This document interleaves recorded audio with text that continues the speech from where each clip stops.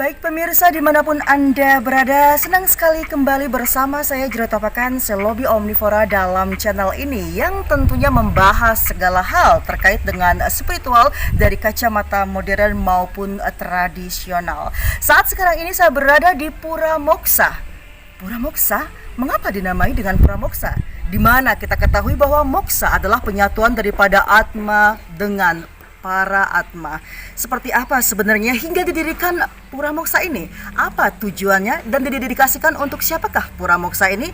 Baik, saya akan bercakap-cakap dan melakukan wawancara langsung dengan pemilik Pura Moksa, yakni Bapak Kade Siwa Ambara. Seperti apa wawancara tersebut? Simak selanjutnya.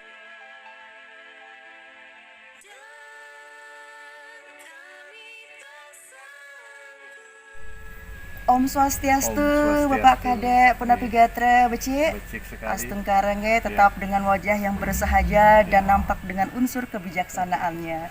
Nah, saat sekarang ini masyarakat mungkin bertanya-tanya, kemarin sempat saya mengunggah postingan ataupun video terkait dengan Pura Moksa ini. Mungkin Bapak Kade bisa menjelaskan Pura Moksa itu sebenarnya apa dan didedikasikan untuk siapa? Ya, oke. Kita di Bali sebagai orang Hindu tentunya sudah mengetahui bahwa tujuan hidup kita adalah menyatunya kita sebagai atma kecil dengan para mahatma yang disebut dengan moksa. Ya, moksartam jagadita yang caiti dharma, bahagia semasa hidup, bahagia setelah mati. Betul sekali. Ya. Nah, Pura Moksa ini adalah sebuah tempat kita berproses agar kita bisa mencapai itu. Ya. Di Bali secara tradisi itu memang seperti itu. Kita memiliki 3 kesadaran. Ya. Kesadaran pertama itu disebut dengan kesadaran buta. Kesadaran buta. Ya. Kesadaran manusia, kesadaran dewa. Ya, berarti 3 kesadaran. Dikatakan manusia, buta ya, Dewa ya. Sesuai dengan ajaran Kanda. Kandepat itu kalau kita masih kecil kita diempu oleh Kandepat itu. Setelah kita remaja atau dewasa kita diempu oleh Kandepat hari. Kemudian setelah masa lanjut ini kita harus diempu oleh Kandepat Dewa untuk lebih bijaksananya. Betul. Ya. Berarti apakah itu tujuannya didirikan Pura Moksa ini? Ya, sesuai dengan ajaran di Siwa Tattwa memang seperti itu. Ya, kalau kita ingin kembali ke Siwa, kita harus mengikuti aturan-aturan apa yang ada di Siwa Tattwa. Nah, sejarah pura ini adalah selain Tiang belajar di Bali tentang tradisi-tradisi Bali, Tiang pernah menjadi benesa adat selama 2 periode. 2 periode, 10 tahun berarti ya, bilangnya. sehingga Tiang mengenal bagaimana kita tradisi Bali gimana. Kemudian Tiang juga belajar masalah pedalangan, sehingga Tiang paham tentang Dharma Pewayangan. Kemudian Tiang belajar tentang tupeng, yang paham dengan ilmu petupengan, sehingga adat, tradisi dan budaya Bali itu sudah Tiang paham. Nah, Tiang tidak berhenti belajar di sana. Tiang juga mencari ilmu ke negara-negara tetangga. Negara-negara tetangga, misalnya India. Bagaimana orang-orang itu menerapkan ajaran Trimurti di sana? Seperti apa? Mungkin dikasih bayangan sedikit Pak Kade tentang Hindu ataupun tradisi modern kita di Bali dengan di India sana. Ya, kita kan ada apa namanya Brahma Wisnu Siwa. Betul. Brahma Wisnu Siwa, di sana juga ada seperti itu. Ada guru yang khusus mengajarkan tentang Wisnu, ya, tentang 10 awatara Wisnu ini. Kemudian ada guru juga yang mengajarkan tentang Siwa. Bahkan di Siwa juga ada awatara-awatara awatara Siwa. Tiang belajar tentang kesiwaan ini ada pada 2 guru, yaitu 2 guru namanya Swami Nityananda. Swami Nityananda. Ya, ini muridnya banyak sekali dari seluruh dunia. Beliau fokus mengajarkan apa? Khusus Swami tentang Nityananda? Siwa. Tentang Siwa. Ya. Kemudian ada yang sekarang kelihatan di Facebook itu adalah Sadguru. Sadguru. Ya, yang Isa Foundation itu. Kemudian beliau juga fokus ajarannya seperti ajaran Siwa juga. Siwa. Di mana Hindu kita di Bali itu memang Siwa Siddhanta. Iya, betul. Nah, kemudian kedua guru ini menyarankan dia, sebelum kamu ngomong, sebelum kamu mengajarkan ajaran Siwa, kamu minimal harus pernah datang ke rumah Siwa. Seperti apa langsung? Apakah Bapak Kade telah mengunjungi rumah Siwa di Kailas sana? Iya, di puncak Gunung Himalaya itu ada sebuah puncak Kailas. Di sana diyakini bahwa Siwa itu selalu berada di sana, walaupun roh beliau meliputi alam semesta Betul, ini. betul. Nah, tiang sampai di sana, kemudian ya perjalanan sih cukup berat karena Betul. berbagai rintangan di sana, khususnya kita di Bali nggak pernah kenal dingin di sana. Di bawah 0 Dan derajat itu. pegunungan dengan lika-liku Iya, jalan lika-liku yang jalan. berbeda sekali dengan Bali. Apa feeling Pak Kadek ketika sampai di tanah Kailas itu? Seperti apa inspirasi apa yang diperoleh? Sampai di sana itu Tiang tidak ada pikiran apa kecuali wow. Wow. Dari mana kata wow didapat itu? Karena apa, energinya itu tidak terkatakan seperti itu. Dan di sana Tiang meyakini bahwa tidak banyak orang bisa ke sana, Betul. sehingga Tiang mengingat masyarakat kita bagaimana agar bisa memuja beliau. Maka Tiang mohon kepada beliau yang berstana di sana, Adik Guru Siwa, mohon dong biar kami bisa buat penyawangan, ya istilah Balinya penyawangan di Bali lah ya. satu. Tolong berkati kami. Kemudian Tiang ngambil beberapa batu-batu, hal-hal yang penting lah yang Tiang lihat di sana. Untuk panca datunya mungkin ya sebagai dasar fondasi. Iya, itu yang kita lakukan, kita mohon, dan pada akhirnya ini Berdiri. terwujud dalam waktu yang sangat singkat, walaupun tanpa hanya kekuatan niat itu akhirnya Terwujud. Iya, bisa. Iya, ternyata seperti itu sejarah dari Pura Moksa itu sendiri, pemirsa. Kemudian ada hal-hal lain yang Pak Kadek dapatkan sebagai inspirasi untuk mewujudkan Pura Moksa dari India sana ke Bali ini. Ya ada, karena kita harus mengkombinasikan. Kita punya tradisi seperti ini yang sudah diwarisi oleh leluhur-leluhur kita sejak ribuan tahun yang lalu. Betul. Ya, kita karena Tiang kan ini seorang pelaku spiritual Bali modern. Tentunya apa yang Tiang lakukan ini tidak terlepas dari apa yang telah diwariskan oleh leluhur-leluhur kita. Ya, itu Bali ini ya. Bali ini begitu hebat. Ya, Tiang sering bilang ini, dua guru ini pun mengatakan Balimu hebat, kamu pulang ke Bali, kerja untuk Bali. Ya, kenapa Bali dikatakan hebat? Karena dari leluhur-leluhur kita dulu, kita sudah diajarkan untuk meyakini dan memahami bahwa Tuhan itu ada di mana-mana. Wiyapi Wiyapaka. Ya, Kemudian sehingga di tradisi Bali ini yang disebut dengan Pancayatnyo itu luar biasa. Kita melakukan yadnya kepada para buta, ya, roh-roh yang tidak kelihatan, bahkan termasuk pepohonan-pepohonan, binatang-binatang itu, ini luar biasa. sementara Karena di daerah lain tidak ada. Nggak ada, karena itu semua adalah perwujudan Tuhan. Ya. Kemudian kita ada manusia yadnya. Betul. Ya, bagaimana kita memberikan penghormatan kepada roh yang ada di dalam diri kita ini. Betul sekali. Mulai dari di Garbonika, Begedong-gedongan. pegedongan, roras lemeng, telugulan, itu semua itu hebat luar biasa. Dan ada makna khusus seperti yang Makna dibilang khusus. yadnya itu adalah yantra. Ya, Simbol. kemudian setelah kita meninggal ada Pitrayatnyo, Betul sekali. di mana kita diajarkan yang namanya leluhur kita, para pitra itu dengan kita sebagai Pratisatnano itu nggak bisa lepas. Ada keterkaitan Kita harus saling keterkaitan tanpa Koneksi. tanpa putus gitu. Kemudian ada resiatnyonya, bagaimana kita menghormati guru-guru, para pedanda-pedanda, Resi-resi. ya. Kemudian ada dewa yadnya, terakhir adalah widiyatnya.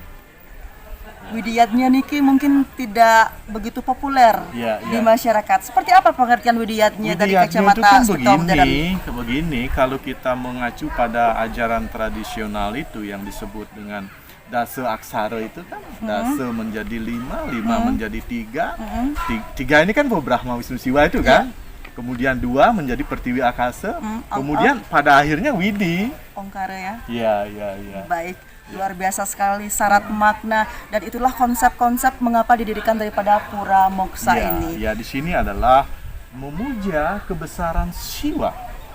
Ya, seperti di sastra. Di sastra-sastra kita Daksaksara itu sa, ba, ta, a, i, na, ma, si, wa, ya. Sa itu adalah kalau di sastra di Siwa Purana itu sa itu adalah Sadyojata. Kemudian Ba Bama Dewa, Tatat Purusa, Aa Agora, I Isyana. Kemudian Nakara, Makaraya, Sikaraya, Wakaraya, Yakaraya. Ya, itu semua daripada penjelasannya diambil depan-depannya saja ya, dan memiliki arti tersendiri, dengan warna tersendiri, dan penyomilan tersendiri. Betul. Kemudian, Ya. bagaimana kelanjutan daripada aksara-aksara suci dalam keterkaitannya dengan Pura Moksa ini? Di Pura Moksa ini adalah tempat belajar mendalami dasa aksara dengan cara modern. Jadi semuanya dipermudah, tidak ada hal-hal yang rumit. Dimana kalau kita mempelajari aksara suci ataupun hal-hal yang terkait dengan Hindu atau Siwa, masyarakat cenderung, aduh, ribet seperti itu. Mereka menginginkan cara-cara yang mudah. Ingat, kita ini di zaman modern.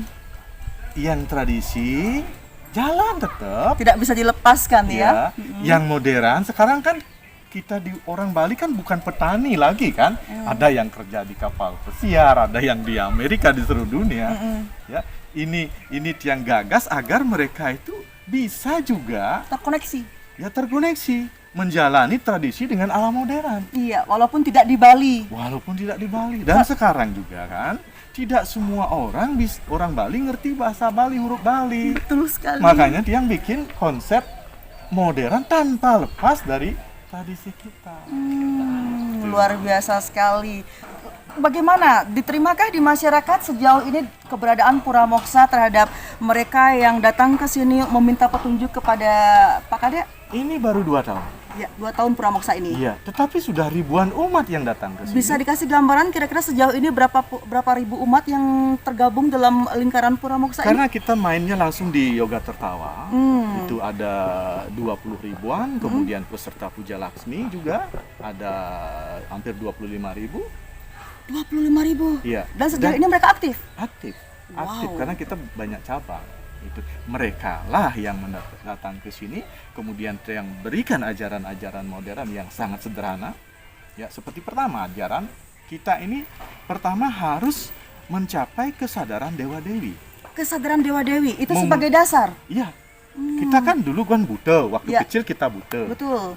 Kemudian naik usia kita menjadi remaja itu sampai dewasa saat ini kita ini manusia biasa. Betul. Ya. Iya. Kemudian manusia harus meningkat lagi menjadi dewa-dewi. Dewa-dewi. Caranya gimana? Seperti apa? Nah, ini kita harus seperti dikata di awal tadi, ada dewa di DWK, DWK.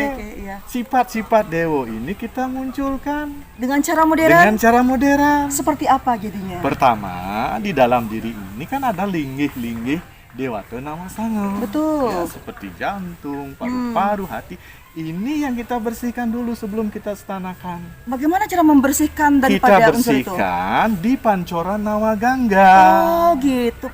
Apakah bisa kami mengunjungi Pancoran Nawagangga? Ya, karena juga di sastra dijelaskan kalau kita ingin membersihkan diri harus membersihkan diri di Gangga. Gangga itu adalah air suci. Di mana di sini? Ya, di sini ada Nawa Gangga. Nawa artinya 9, Gangga itu air suci. Suci. 9 air suci yang kita gunakan untuk membersihkan 9 linggih dewata dewati. Setelah terbersihkan baru kita stanakan. Ayo iya. kita lihat. Yuk kita lihat yuk bagaimana spiritnya daripada Pancoran Nawagangga yang mendapat berkah pondasi daripada India sana yang terkenal dengan Sungai Gangganya. Mari pemirsa.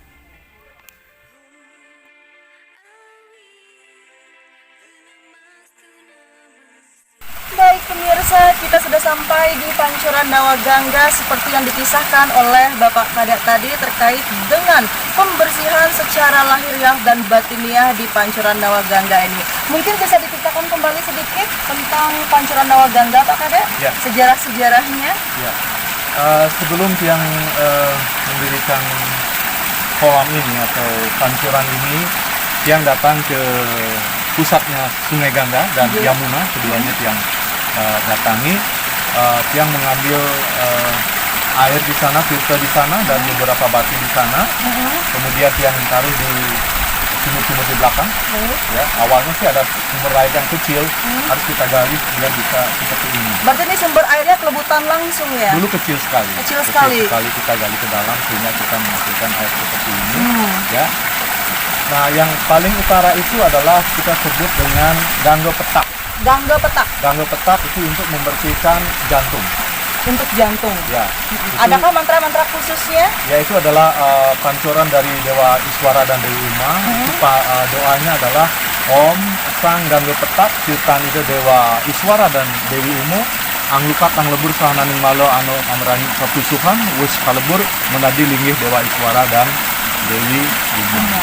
Ya. Seperti itu. Kemudian Gangga Bang, Brahma Gangga Bang. sama Saraswati. Betul. Kemudian Gangga Jenar, Ya. Mahadewa sama Santi, Gangga Ireng, Wisnu sama Laksmi. Ya. Kemudian di tengah Gangga Mancawarna, Gangga Mancawarna. ada Siwa Siwa. dan Parwati. Parwati. Kemudian ada Gangga Dadu, Gangga Gangga Dadu. Merah Muda, Maheswara.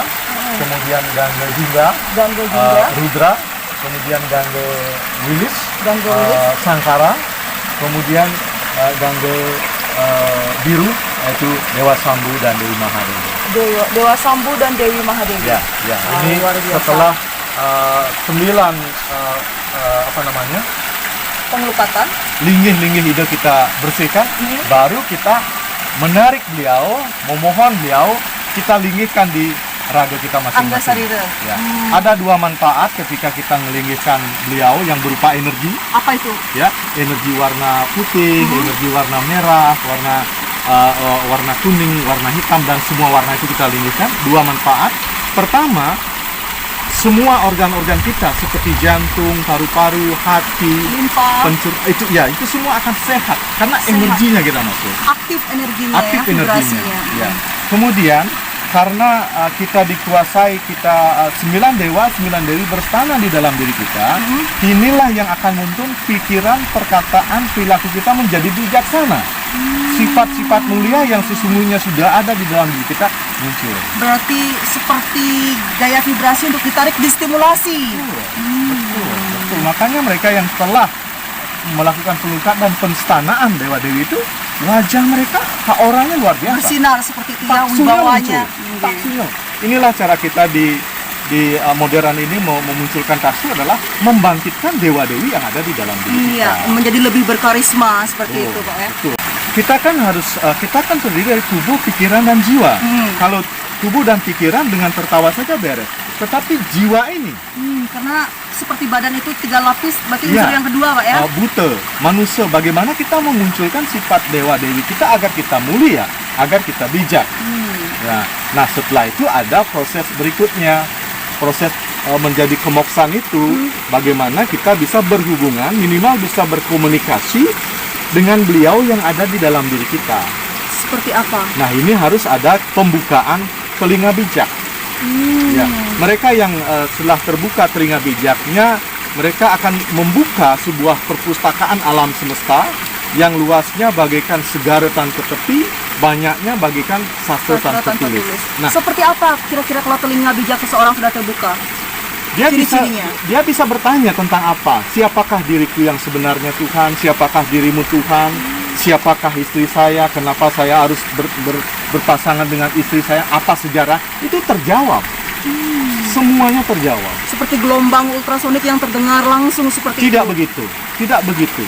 Beliau menggunakan pikiran kita untuk mengalirkan ilmu. Oh, Beliau menggunakan tangan kita untuk menulis. menulis. Seperti Dewa Ganesha menerima wahyu. Ya, seperti weda-weda yang dulu-dulu itu diterima oleh para resi, seperti itu prosesnya. Berarti sontak saja menulis dengan sendirinya. Betul. Dan nanti tanggal 8, Jero harus meliput acara di mana mereka membedah atau melaunching buku hasil percakapan mereka dengan diri sejati, dengan guru sejati itu. Berarti akan ketemu dengan orang-orang yang telah mengalami langsung. Betul. Ya. Luar biasa sekali setting. Kalau di tradisi ini, kalau di zaman dulu ini perlu ratusan tahun untuk melakukan Ya, pertapaan. itu yang saya tanya. Durasinya. Di sini dengan teknik yang modern, dan ini memang diturunkan oleh beliau di zaman Covid ini, agar manusia itu kembali ke jati diri, kembali ke siwa Angga kecil, dan kemudian kembali ke siwa yang besar itu, gitu.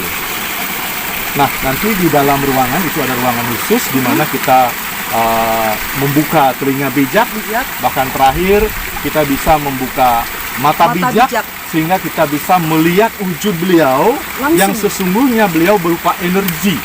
Berarti visualisasinya itu berupa energi. Berupa begitu. energi. Apakah Bagaimana bisa? cara melihat? Bukan mata biasa, bukan mata batin, yaitu mata bijak. Mata bijak sangat beda dengan mata batin. Kalau mata batin adalah mata yang bisa melihat kehidupan di alam gaib. Antara alam kita ini dan alam Tuhan ini ada alam ya. gaib. Tengah-tengah itu Ya, ya. seperti yang disaksikan oleh para tapakan, pemangku dan yang lainnya. Paranormal dan lain Paranormal, sebagainya. iya. Kemudian kalau mata bijak, Hanya khusus melihat wujud beliau yang satu. Karena Tuhan itu satu, Siwa itu satu. Agama apapun, kalau sudah sampai di sini, dia akan, wow, satu ya Tuhan itu. terus apakah bisa terkombinasi antara telinga bijak dengan mata bijak ini untuk memvisualisasikan beliau dengan kesatuan yang utuh itu, Pak Kadek? Itulah tempat, disinilah namanya moksa, bagaimana kita menyatukan atma dengan paramatma. Dan Luar pada biasa. saat itulah terjadi moksa. Dan ini sudah dialami sekitar 150 orang. 150 orang sudah bisa melihat wujud beliau yang ternyata satu, pemirsa. Ya. Kita akan tunggu tanggal 8 nanti seperti apa mereka pengalaman-pengalamannya yang telah ditempa di sini di Pura Moksa. Mungkin kita bisa ke Pura Moksanya langsung. Ya. Mari pemirsa.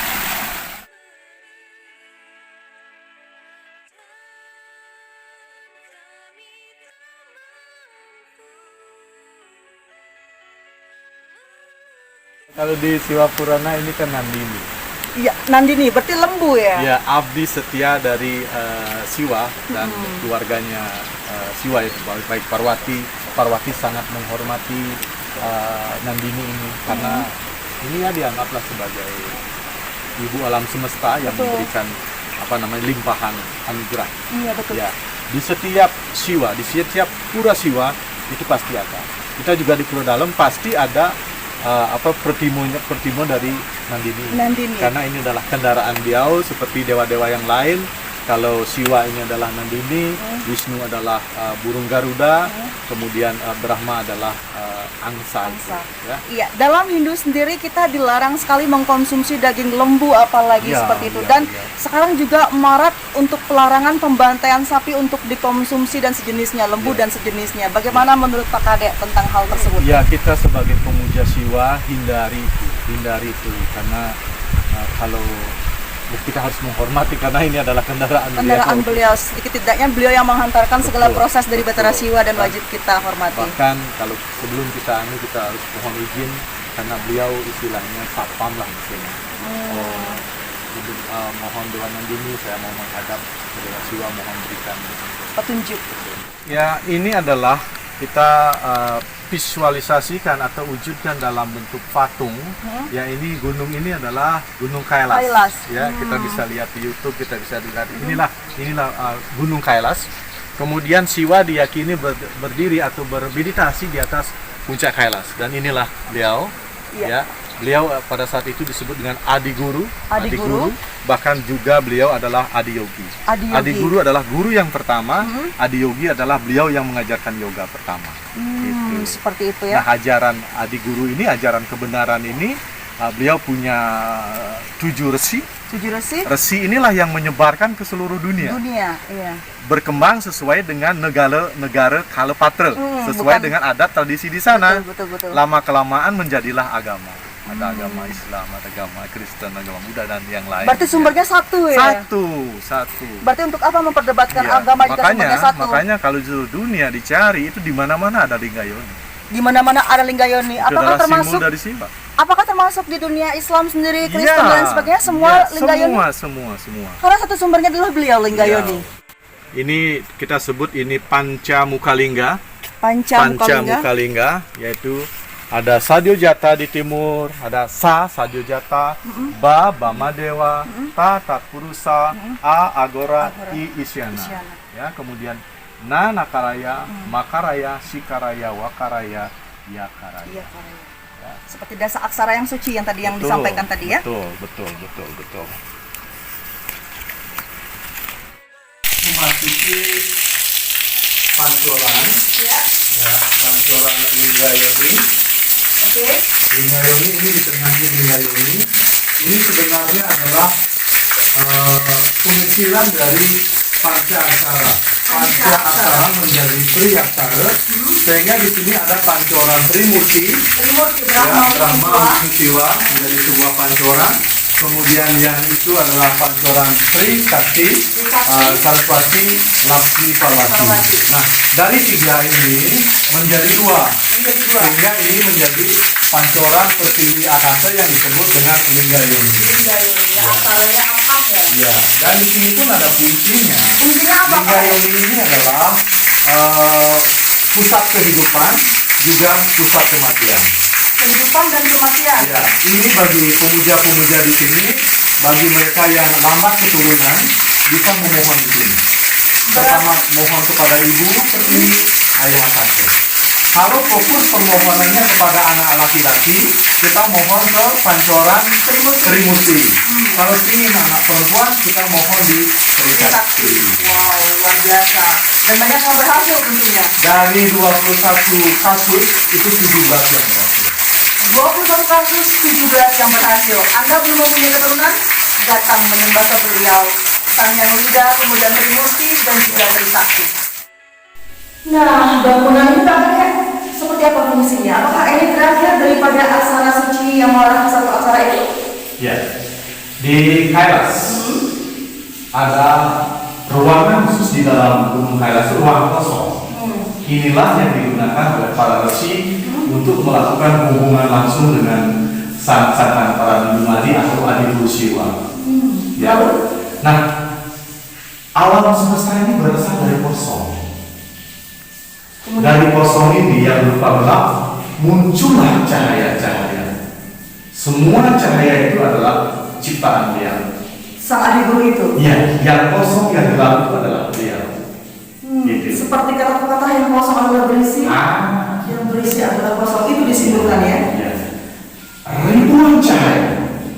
Kita tidak bisa dapatkan cahaya, tetapi cahaya yang tertinggi adalah cahaya keemasan. Cahaya keemasan yang paling tinggi. Ya, ini bola ini adalah bola emas, golden ball. Ini adalah simbol dari beliau yang kosong yang berisi. Nah, disinilah kita duduk bersama. Biasanya proses pembukaan telinga bijak kita lakukan di sini. Di sini. Ya, kita memohon kepada Adi Siwa agar dibuka telinga bijaknya, agar mampu berdialog dengan beliau. Wow, luar biasa sekali. Makanya kita kalau di buku itu ada conversation with God. Itu orang Jerman. Kemudian Deddy Corbuzier bisa melakukan itu. Di Bali ada seorang dokter yang bisa membuat dialog spiritual. Itu hasil komunikasi. Apakah itu dipandu dengan vibrasi yang khusus atau Kalau beliau sebelumnya itu sendiri-sendiri, tetapi di zaman COVID ini ilmu ini yang diturunkan di bangsa ini. Siapa yang ingin berkomunikasi dengan beliau datang ke sini ikuti proses tadi. Yang pertama penstamaan, kemudian kita lakukan proses pembukaan di sini dan secara langsung bisa. Dan semua berhasil. Semua berhasil dan semua berhak untuk itu. Berarti semua orang punya potensi untuk melihat beliau secara energi. Karena begini, guru sejati itu adalah Adi Guru Siwa. Adi Guru Siwa. Kita sebagai manusia perwakilan beliau. Ya, walaupun banyak guru di luar sana, yang kita cari adalah guru sejati. Maka guru spiritual yang benar adalah bukan mengajarkan kepada anaknya, bukan mengikat muridnya, tidak. Lalu Dia harus mengantarkan agar si muridnya ketemu dengan guru sejati. Kemudian setelah itu mau apa si murid? berarti hanya memfasilitasi. Hanya sebagai guide saja. Ya, menjembatani untuk menemukan beliau seperti itu ya. Lakukan sendiri-sendiri. Karena hubungan diri dengan Tuhan Pribadi betul. Kemudian berapa lama mereka melakukan proses untuk menghubungkan diri di tempat kosong ini? Pertama, itu ada proses pemujaan. Kita memuja beliau sebagai sumber dari segala yang ada, sumber dari cahaya, sumber dari kasih sayang, sumber dari berkah, sumber kesucian. Itu kita puja beliau. Ada pemujaan doa khusus. Yang sebenarnya diperoleh di sini bukan? Diperoleh di sini. Okay. Kemudian setelah itu kita memohon bukalah telinga bijakku. Kira-kira berapa lama itu setelah doa pemujaan ke membuka telinga bijak? Untuk telinga bijak cuma 1 menit per orang. 1 menit per orang, pemirsa. Ini benar-benar dengan cara modern. Kemudian dari telinga bijak ke mata bijak. Perlu proses 11 hari. 11 hari. 11 hari dia harus berkomunikasi dengan. Ada pertanyaan-pertanyaan yang harus ditanyakan, kemudian jawaban-jawaban didapat. Setelah itu baru buka telinga, buka mata. Buka. Nah, ketika terbuka telinga bijak mereka di tempat ini, apa yang bisa mereka visualisasikan atau mereka dengar dengan telinga bijak itu? Tidak mendengar. Begitu kita bertanya, Tuhan, siapakah aku? Misalnya. Oke. Nah, kamu bukan tubuhmu, kamu bukan pikiranmu, kamu adalah jiwa. Jiwamu adalah aku. Aku berada dalam dirimu. Seperti apa penggambarannya itu? Apakah tertulis atau bagaimana? Ataukah Seseorang bukan mendengar, tetapi begitu kita bertanya, jawaban itu melintas di pikiran kita, secara otomatis tangan kita kalau kita pakai HP terketuk dia dengan cepat. Trance, seperti orang trance. Iya, kalau mungkin bahasanya di Bali itu seperti orang kelapa nggak sadarkan diri seperti itu. Tidak sadar, tetapi dia begitu bahagia tidak sadar. Menulis dengan semua itu. Dan jawaban itu kebenaran. Luar biasa, mungkin Anda bisa mencobanya untuk membuktikan daripada kebenaran segala yang telah disampaikan tadi pemirsa. Kemudian setelah telinga bijak itu tercapai, kemudian berhasil memvisualisasikan dengan ketikan tersebut, apakah setiap orang mempunyai ketikan yang sama atau berbeda-beda, hanya mengarah kepada hal yang sama? Hal yang sama. Bahasa dan caranya mungkin berbeda. Berbeda tapi arahnya sama. Seperti itu. Oke. Setelah 11 hari itu baru kita ada proses pembukaan mata bijak. Dan ini yang bagusnya di sini yang bukan dia yang melakukan. Mata bijak pernah diberikan oleh Krishna kepada Arjuna di medan perang Kurukshetra. Iya, di Mahabharata itu sendiri. Iya. Dan pada saat membuka mata bijak, Krishna yang melakukan lewat perantara dia. Dia tidak ngerti apa-apa. Dia cuma dulu dikasih doa oleh beliau, ucapkan ini, kemudian sentuh ini, aku yang melakukan. Avatar Krishna itu turun langsung dalam bentuk energi vibrasi. Wow, luar biasa sekali. Seperti apa biasanya orang-orang sudah terbuka mata bijaknya? Ya, mereka akan menjadi bijaksana sekali. Mereka akan melihat permasalahan dari segala sisi. Dan positif pastinya selalu. Positif, masalah tidak akan merugikan. Luar biasa sekali. Masalah ada untuk kesempurnaan kita. Karena beliau sempurna, kita diberi masalah demi kesempurnaan kita. Dan tentunya orang-orang yang seperti itu akan menjadi lebih sabar seperti itu dalam menghadapi. Lebih luar biasa. Lebih tenang dan damai. Lebih tenang. Berarti kalau mereka yang mengalami tingkat kesetresan tinggi perlu sekali untuk belajar seperti ini, ya, di mana tahun 2020 banyak orang yang stres. Seperti itu pemirsa, Anda yang mengalami tingkat kesulitan dalam berpikir, berkonsentrasi, kemudian untuk fokus dalam kehidupan Anda, hanya tempat ini jawabannya. Anda akan mendapatkan semua dengan telinga bijak yang dibuka dan mata bijak yang dibuka untuk kesadaran dan kebijaksanaan yang lebih tentunya Pak Ada, ya. Mungkin ada pesan khusus yang disampaikan kepada pemirsa yang telah mendengarkan daripada penjelasan Bapak tadi? Ya, ajaran-ajaran leluhur kita itu luar biasa. Luar biasa. Ini dari zamannya ini ya, zamannya Wamana Awatara. Wamana Awatara itu di sini itu di Bali itu ada Raja Mahabali. Raja Bali yang kekuasaannya sampai ke surga. Wow, Raja Mahabali yang mungkin nggak dengar banyak orang nih. Pernah menyerang surga.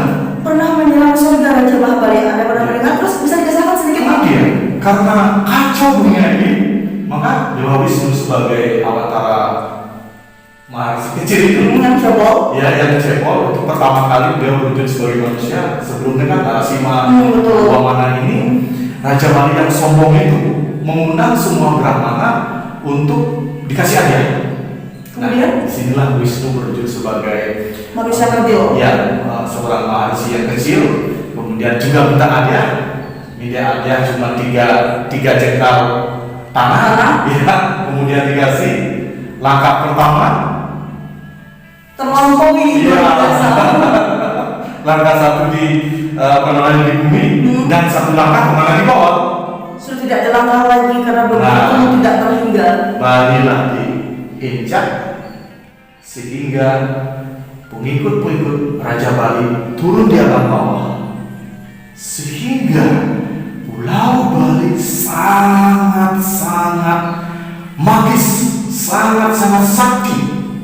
Terbukti ketika Maharsi Markandeya datang ke Bali tidak mampu melawan kekuatan alam bawah ini. Iya. Sampai ulang kembali melakukan penanaman pancadatu, baru bisa. Sama untuk jilid keduanya biar tentu. Maka kita sebagai orang Bali tidak boleh lupa bagaimana kita harmonis dengan alam bawah, bagaimana kita harmonis dengan alam di sekitar kita, bagaimana kita harmonis di alam berpuasa. Betul sekali. Yang menyebabkan taksi Bali ini hebat. Iya, dan gaungnya terdengar di mana-mana. Orang mengenal Bali ya, tapi tidak mengenal Indonesia. Padahal Bali berada di Indonesia itu sendiri. Dan juga